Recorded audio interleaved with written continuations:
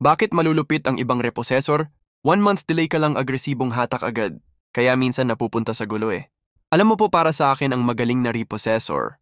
Nagbabasa ng sitwasyon, different client, different approached, hindi dapat maging malupit, mas madalas na dapat ay maging mahinahon at pakinggan ang client, dapat alam kung paano maipaliliwanag ang sitwasyon, tsaka mo ipapasok ang iyong sadya na naayon sa utos ng management.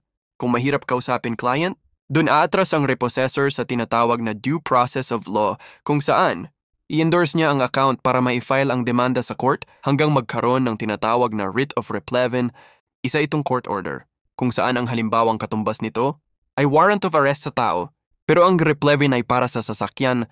Kumbaga need na mahatak muna ito ng sheriff ng naayon sa batas, pwede pong humingi ang sheriff ng assistance sa barangay at pulis. Para maiwasan ang anumang insidente na magdudulot ng karahasan at manaig, ang utos ng hukuman kung papalag ang hinahatakan, nung ako po ay isang repossessor, masidhi din po ang aking damdamin na masunod.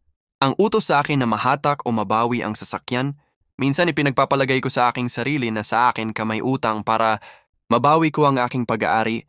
Minsan nadadala ako sa aking emosyon na nakakaramdam ng galit dahil hindi lahat ng client ay in good faith na magbayad. Ngunit sa isang banda, hindi ko rin kinakalimutan na ang aking trabaho ay isang professional at kailangan ng stratehiya ng tamang pakikipag-usap upang maiwasan ang anumang problema at mapagtagumpayan ang iniuutos sa akin ng management bilang aking trabaho na mabawi ang sasakyan.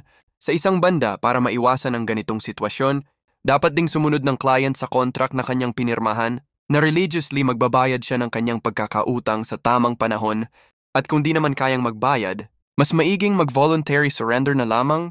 Kung 1 month pa lang ang utang, maigi rin. Dumiretso sa bangko para dun makipag-negotiate ng maayos para makapagbayad, kasama ng kaukulang penalties and charges.